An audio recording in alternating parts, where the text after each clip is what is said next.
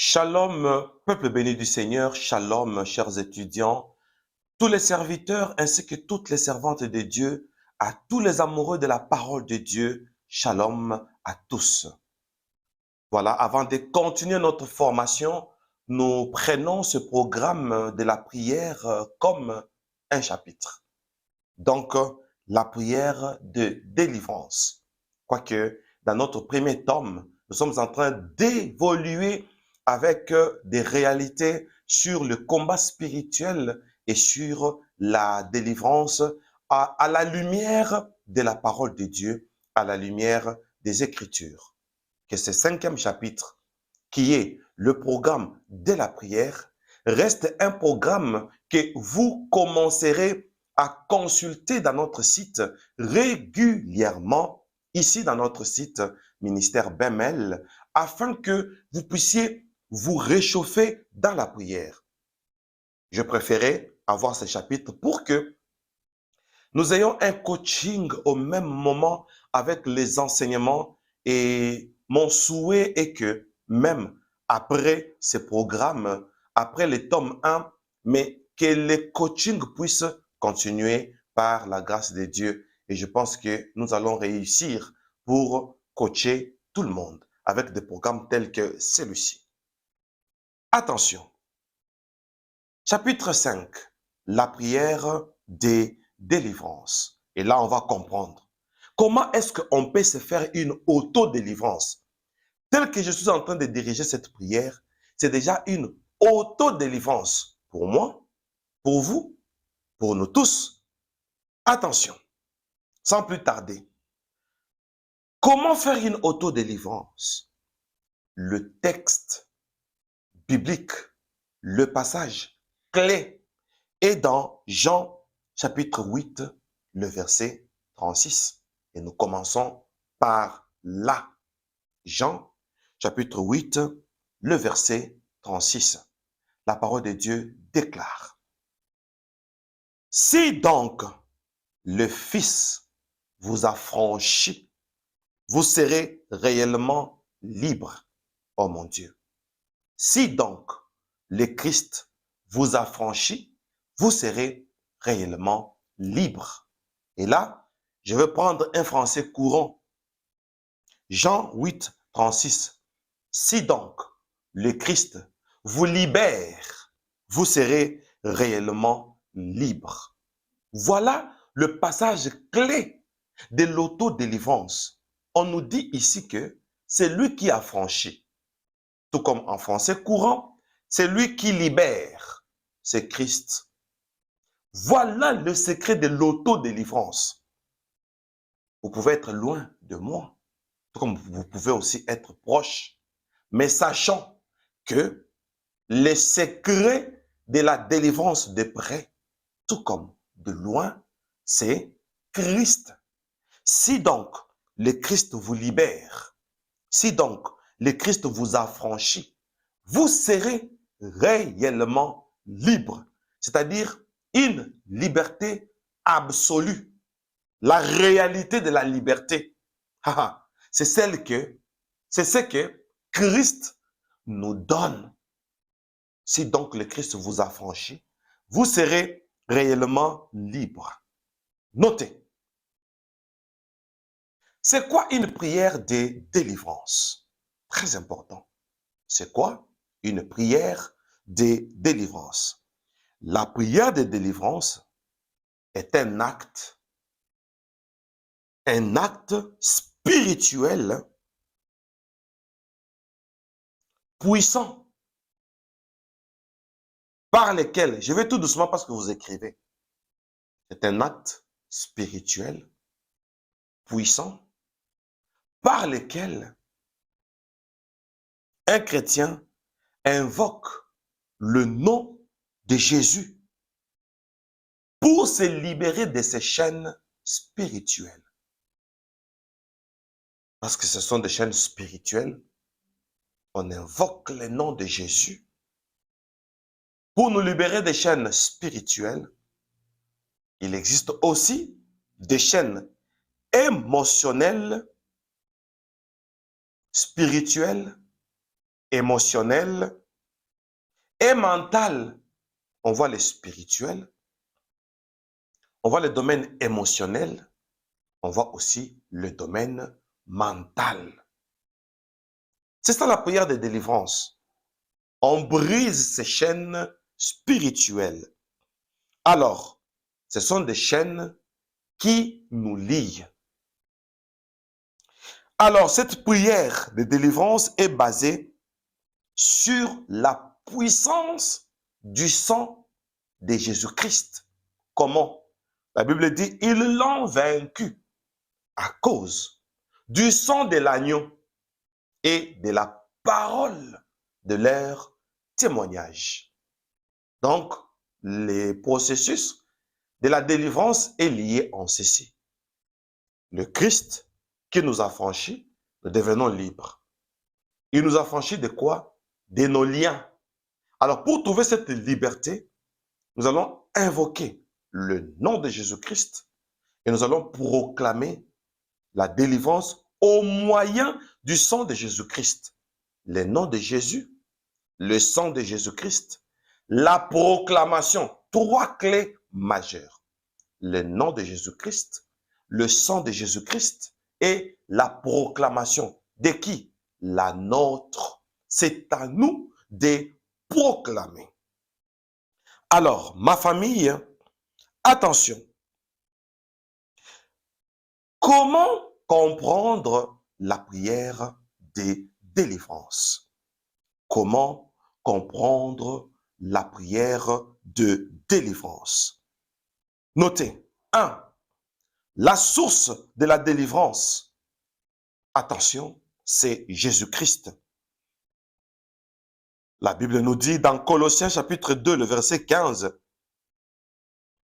vous savez que la délivrance n'est pas liée à notre propre force, mais sur l'œuvre de Jésus-Christ à la croix. Ha! Donc, ça ne me demande pas de gestes pour démontrer que voilà, la prière était forte. Ça ne me demande pas de transpirer. Rien à voir avec certaines positions que nous prenons, avec certains bruits que nous disons, nous faisons une cacophonie. Non. Je connais un pasteur qui disait, il y aura, lui-même quand il donne le communiqué à la télé, il y aura de fortes prières. Il y aura... Quand on a la délivrance, moi, certaines choses me font rire.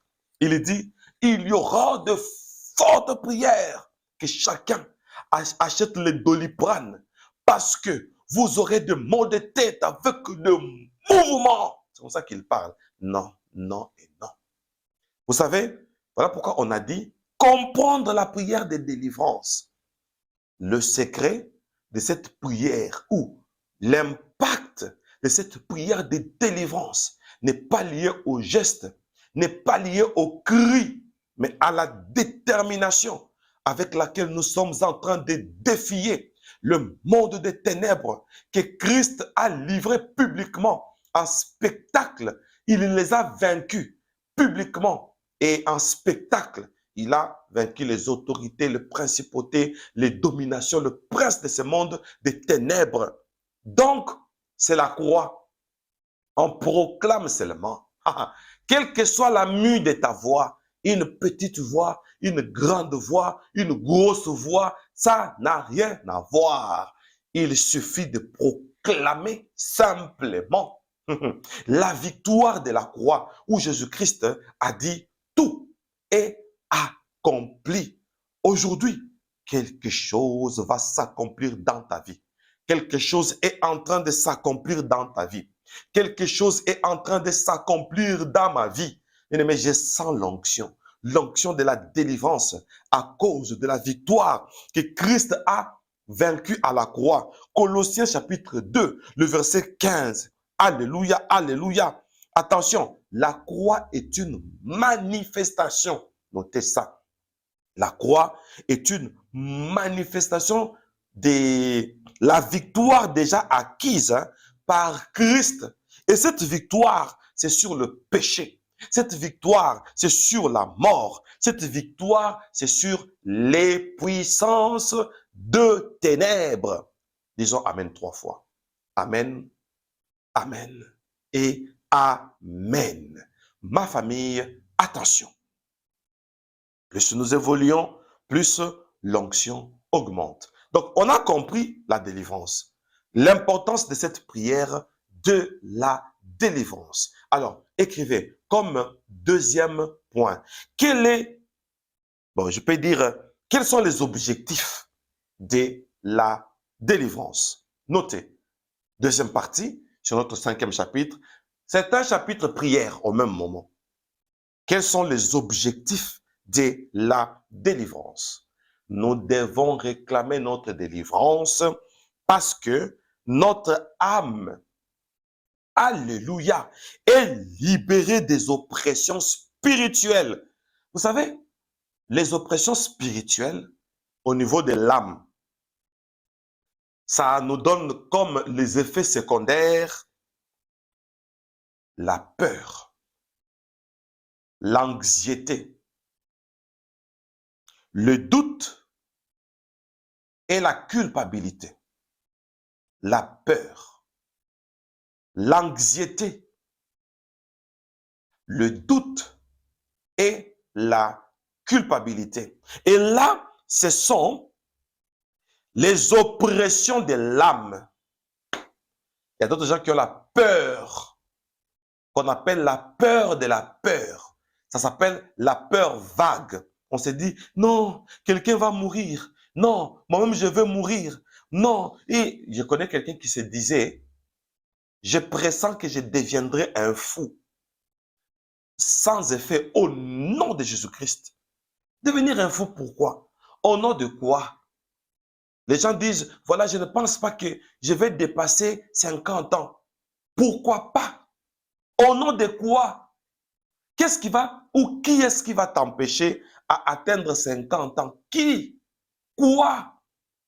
Bien-aimé dans le Seigneur, ça fait partie de la peur de l'avenir, la peur d'échouer. Ça s'appelle la peur vague, la peur de la peur. On est stressé, on pressent que quelque chose de mal pourra arriver. Ça n'arrivera pas parce que avec l'âge que tu as déjà, c'est un âge qui témoigne que ce que tu crains là n'est jamais arrivé. Alors pourquoi craindre pour le reste de ta vie, pour ta vieillesse bénie, ta retraite bénie? Voilà pourquoi il nous faut une délivrance. L'objectif de la délivrance, c'est pour libérer notre âme. Voilà pourquoi j'avais ouvert cette parenthèse.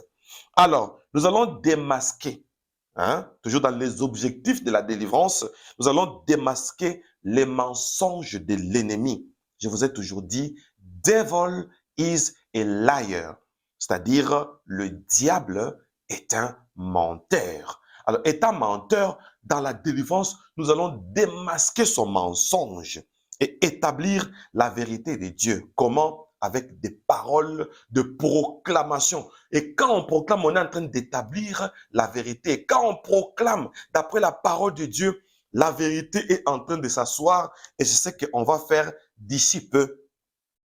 Alors, pourquoi la délivrance? Parmi les objectifs de la délivrance, le troisième objectif de la délivrance, c'est la restauration de notre communion avec Dieu. Parce que depuis que j'ai commencé ces enseignements, je vous ai toujours dit que lorsque nous ne sommes pas en bonne communion avec Dieu, le diable trouve une porte et nous ne sommes plus sécurisés. Alors la délivrance, c'est pour restaurer la bonne communion avec Dieu en brisant les liens qui empêchent une vie spirituelle épanouie. Restaurer notre communion avec Dieu en brisant les liens qui empêchent notre vie spirituelle épanouie. Voyez-vous, on restaure notre communion avec Dieu et on brise le chêne, le lien qui empêche notre bonne communion avec Dieu. Parce que notre communion avec Dieu est tellement combattue. Pourquoi? Parce que le diable veut que nous soyons loin de Dieu à partir du péché et que nous devenions ordinaires. Voilà pourquoi il nous faut la délivrance. Troisième point, notez ma famille.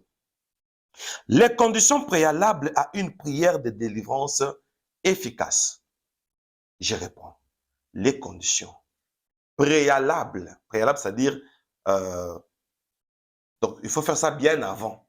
Les conditions préalables à une prière de délivrance efficace. Conditions préalables à une prière de délivrance efficace. Premièrement, confession sincère. Reconnaître ses péchés devant Dieu. 1 Jean, chapitre 1er, le verset 9.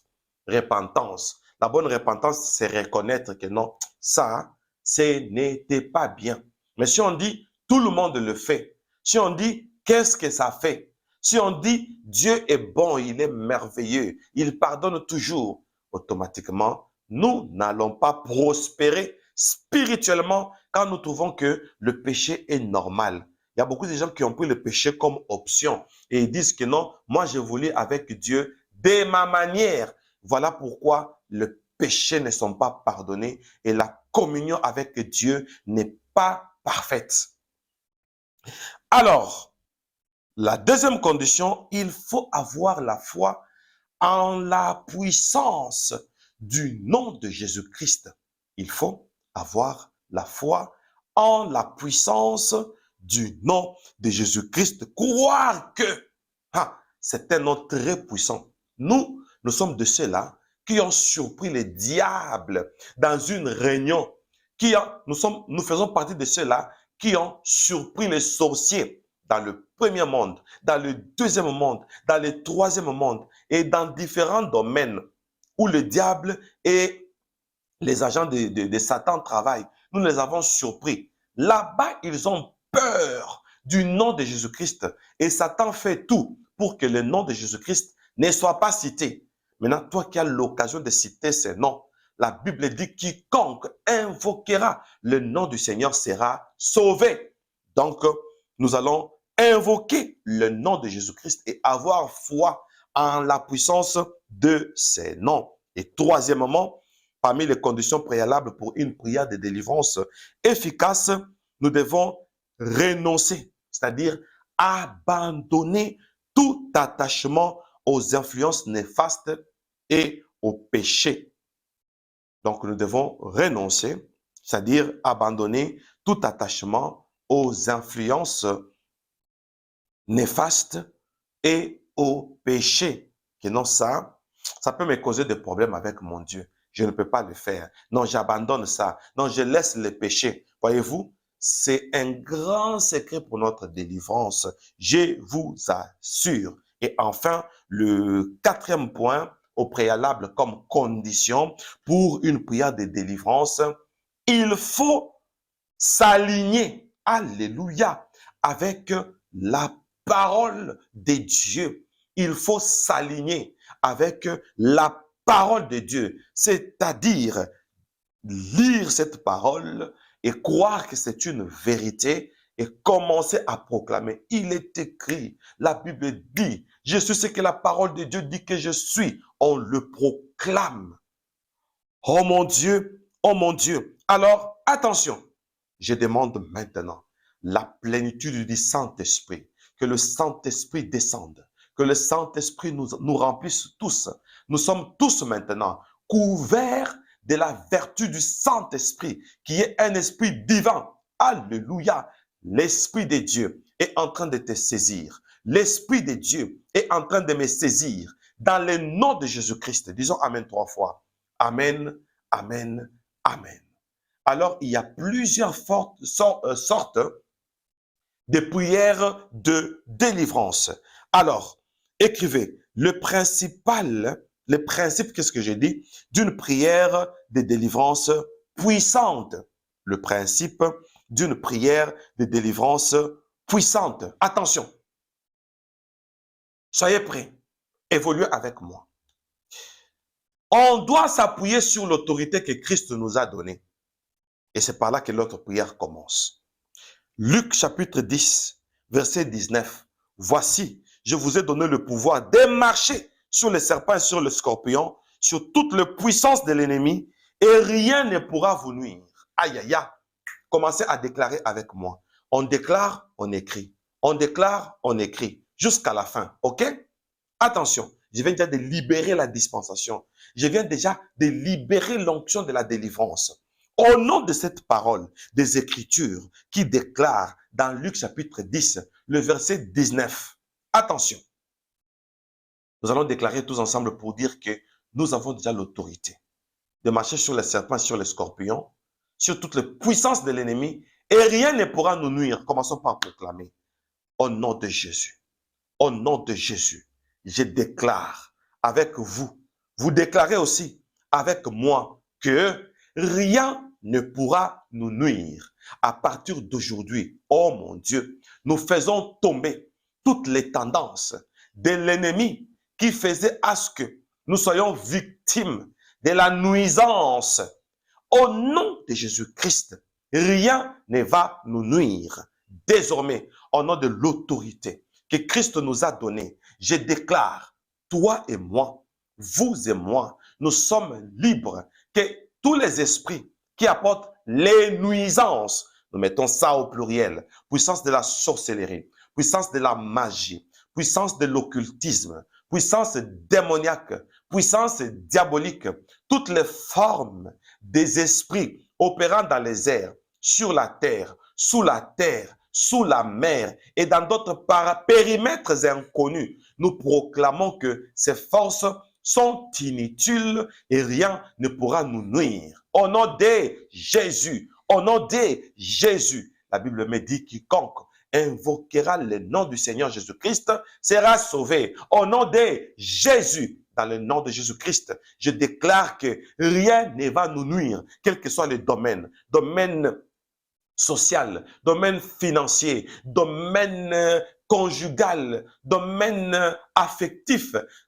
Partout, les diables s'est organisé pour nous causer du tort. Nous disons que rien ne va nous nuire. Au nom puissant de Jésus-Christ, au nom puissant de Jésus-Christ, nous proclamons cela. Nous proclamons cela. Nous proclamons l'autorité, le pouvoir que Christ nous a donné. Que ce pouvoir se saisisse de toi, que ce pouvoir se saisisse de moi. À partir de cet instant, nous avons le pouvoir. Nous avons l'autorité, nous avons la force.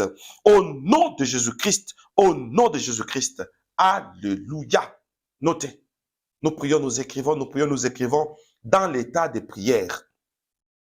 Deuxième point, proclamation de la parole de Dieu. Oh mon Dieu, oh mon Dieu, oh mon Dieu. La Bible nous dit dans Éphésiens, verset 6, 17, Éphésiens 6, 17, où on nous montre que la parole de Dieu est une arme puissante dans les combats spirituels. Et ainsi, nous allons utiliser la parole de Dieu dans Jean chapitre 8. Attention, attention, parce que l'épée de l'esprit, c'est la parole de Dieu. Oh mon Dieu, attention, Jean chapitre 8, le verset 35. Proclamons cette parole. C'est toute une épée. Jean 8, 35. Si donc le Christ vous affranchit, vous serez réellement libre. Bien-aimés, on va proclamer cette parole de Dieu 7 fois. Et vous suivez mes ordres. OK? Dès que je dis 1, on proclame. Si donc le Christ vous affranchit. Et là, tu dis, si donc le Christ nous affranchit. Là, c'est toi avec tous ceux qui sont tout autour de toi. Maintenant, là, à côté de vous. Maintenant, là, nous présentons la famille, le foyer, vos enfants, votre famille et tout ce qui vous sont chers. Attention, nous allons proclamer Jean 8, 36. Si donc le Christ nous affranchit, nous serons réellement libres. On va dire ça 7 fois. On y va. 1. Si donc le Christ nous affranchit, nous serons réellement libres. 2. Si donc le Christ nous affranchit, nous serons réellement libres. 3. Si donc le Christ nous affranchit, nous serons réellement libres. 4. Alléluia. Si donc le Christ nous affranchit, nous serons réellement libres. 5. Si donc le Christ nous affranchit, nous serons réellement libres. 6. Si donc le Christ nous affranchit, nous serons réellement libres. 7. Si donc le Christ nous affranchit, nous serons réellement libres. Au nom de Jésus, au nom de Jésus, au nom de Jésus. Oh mon Dieu, nous sommes toujours dans les déclarations prophétique au nom de la parole de Dieu. Tu vas dire, je suis libre, je suis libéré de toutes les chaînes, je suis libéré de toutes les prisons sataniques. Bien aimé, mes enfants sont libérés, mes parents sont libérés. Commence à citer, et toi, et tout autour de toi, ton mari, ton épouse, ainsi de suite. Si donc Christ a franchi mon épouse, si donc Christ a franchi mes enfants, si donc Christ a franchi mon ministère, si donc Christ a franchi mon église, Sion, ah, nous serons réellement libres. Commençons par les proclamer. Au nom de Jésus-Christ, je déclare que si donc Christ a franchi mon mariage, nous serons réellement libres. Si donc Christ a franchi mes finances, nous serons réellement libres. Si donc Christ a franchi notre santé, alléluia, nous serons réellement libres. Si donc Christ a franchi notre ministère, notre église, nous serons réellement libres. Si donc Christ a franchi mes enfants, nous serons réellement libres. Si donc Christ nous a franchis, nous serons réellement libres. Nous proclamons l'affranchissement. L'affranchissement vis-à-vis de la pauvreté. L'affranchissement vis-à-vis de la malédiction. L'affranchissement vis-à-vis de l'esprit des morts. L'affranchissement vis-à-vis de toute forme de maladie. L'affranchissement vis-à-vis de toute forme d'allergie. Au nom de Jésus, nous ne sommes plus allergiques. L'affranchissement vis-à-vis de toute forme de prison. Nous ne sommes plus vulnérables. Toute vulnérabilité sont en train de tomber maintenant. Les chaînes de prison spirituelle, prison maléfique, prison de célibat, prison de mauvais sorts et de malédictions sont en train de tomber, sont en train de tomber. Au nom de Jésus, au nom de Jésus, au nom de Jésus-Christ. Oh mon Dieu, oh mon Dieu, oh mon Dieu, oh mon Dieu, oh mon Dieu, oh mon Dieu. Bien-aimés dans le Seigneur, attention, attention. Alors, nous allons prendre un autre exemple sur des types de prières qui puissent nous donner de la délivrance. Attention, nous allons faire une prière, là vous dites après moi, ok?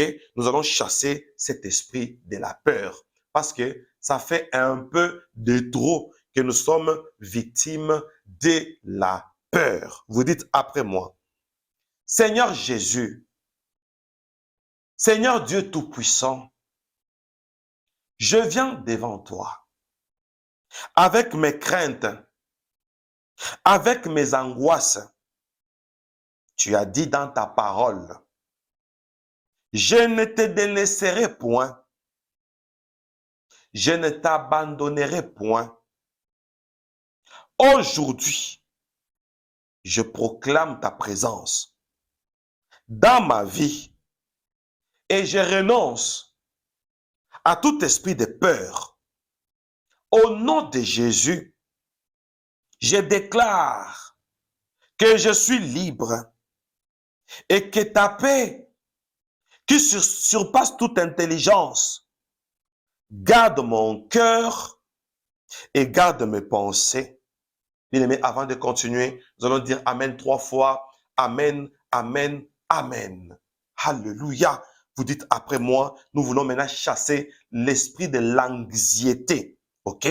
Attention, vous dites après moi, Seigneur Jésus, je dépose toutes mes inquiétudes à tes pieds, car tu prends soin de moi. Je rejette tout esprit d'anxiété et je déclare que tu es mon refuge et ma forteresse. Remplis mon cœur de ta paix. Remplis mon cœur de ton assurance. Merci pour ta fidélité. Au nom de Jésus-Christ, au nom de Jésus, on va citer le nom de Jésus-Christ 3 fois. On y va. Jésus, Jésus, Jésus.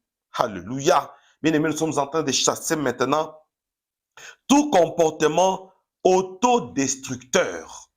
Attention, comportement autodestructeur, c'est-à-dire vous faites quelque chose dont les rendements seront très néfastes et ça va tourner à mal de nous comme les karmas. Attention, attention, Vous dites après moi, heureusement, la victoire est là. Dites après moi, Seigneur Jésus, je reconnais que mes actions ne te glorifient pas et me détruisent. Je confesse mon péché devant toi et je renonce à tout lien spirituel attaché à certains comportements. Par la puissance de ton nom, je déclare que je suis une nouvelle création. Aide-moi à marcher dans la victoire et à choisir la vie chaque jour. Au nom de Jésus. Au nom de Jésus. Au nom de Jésus. Alléluia.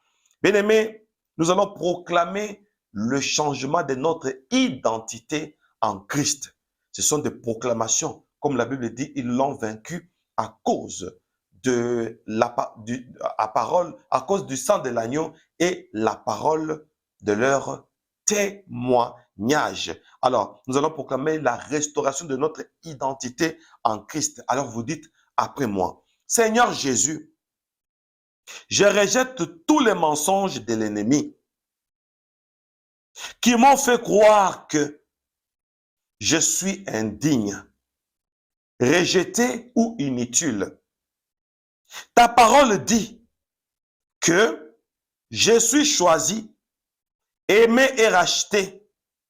D'après 1 Pierre 2,9, je proclame ma nouvelle identité en toi et je renonce à toute voix qui s'oppose à cette vérité. Au nom de Jésus-Christ, au nom de Jésus, au nom de Jésus. Oh mon Dieu, oh mon Dieu, oh mon Dieu.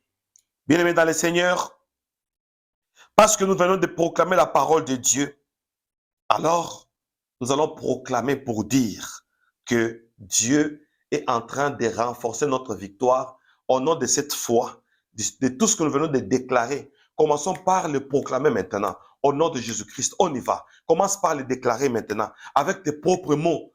Au nom de Jésus-Christ, c'est parti. Ah, dans le nom de Jésus-Christ, nous venons déclarer, nous venons proclamer que le diable n'a plus de pouvoir sur nous. Nous sommes en train de déclarer que le diable n'a pas d'accès dans nos vies. Lui, le père du mensonge, il nous a fait croire que nous sommes nuls. Il nous a fait croire que nous sommes rejetés, que nous sommes seuls. Oh Jésus, tu as dit, je ne vous abandonnerai pas et je ne vous délaisserai pas parce que mon Dieu est avec moi, parce que mon Dieu est avec moi, parce que Jésus-Christ Emmanuel est avec nous. Nous ne sommes pas seuls, nous ne sommes pas nuls. Oh, nous n'avons pas perdu, nous n'avons pas échoué parce qu'à la croix, Jésus-Christ a dit, tout est accompli. Tout est accompli sur le plan matériel. Tout est accompli sur le plan conjugal. Tout est accompli sur le plan financier. Tout est accompli sur le plan ministériel. Tout est accompli sur le plan spirituel. Tout est accompli sur le plan social. Aïe, aïe, aïe. Même sur le plan physique, tout est accompli. Nous avons la bonne santé. Nous avons un embonpoint, une mise au point bien fixée. Au nom de Jésus-Christ, nous refusons le mensonge du diable, la peur, les angoisses, les découragements, la dépréciation de soi. Nous chassons toutes ces choses au nom de Jésus-Christ, au nom de Jésus-Christ, au nom de Jésus-Christ. Partout nous étions liés, liés par le péché, liés par des comportements néfastes. Oh, peut-être nous nous sommes nous nous sommes placés nous-mêmes dans la prison. Aujourd'hui, la porte ou les portes de toutes les prisons sont en train de s'ébranler maintenant. Dans le nom puissant de Jésus-Christ, nous témoignons cette délivrance. Nous témoignons cette délivrance. Nous proclamons la liberté. Comme il est écrit, si donc le Christ vous a franchi, vous serez réellement libre. Que cette liberté soit notre témoignage. Au nom de Jésus-Christ, au nom de Jésus-Christ, que cela soit ainsi. Amen. Bien-aimés, peuple béni du Seigneur, nous allons tirer une conclusion.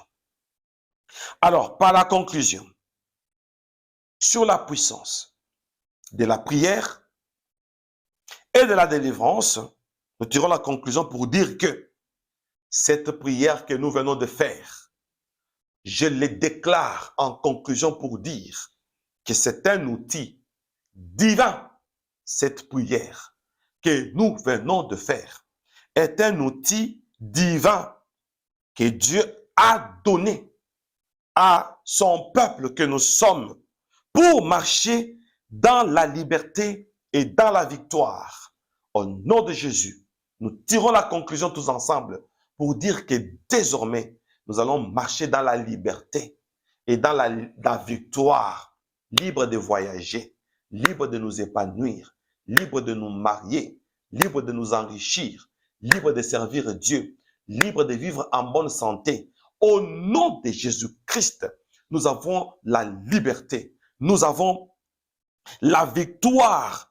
Et parce que nous venons de citer le nom de Jésus-Christ, désormais, l'autorité de ce nom de Jésus-Christ est en train de nous caractériser de cet instant. Mais vous êtes en train de tirer cette conclusion avec moi, ou bien j'espère que vous êtes en train d'écrire, ou bien vous êtes en train de parler avec moi. Avec moi. Au nom de Jésus-Christ, nous disons que désormais, nous ne marcherons plus seuls. Nous avons l'autorité de Christ. Le sang de Jésus-Christ est en train d'assurer notre sécurité. Ainsi, nous proclamons que désormais, nous sommes régis par la parole de Dieu. Aïe, aïe, aïe. Nous sommes ce que la parole de Dieu dit que nous sommes. Et cette prière que nous venons de déclarer a déclenché notre foi, a augmenté notre foi en Dieu.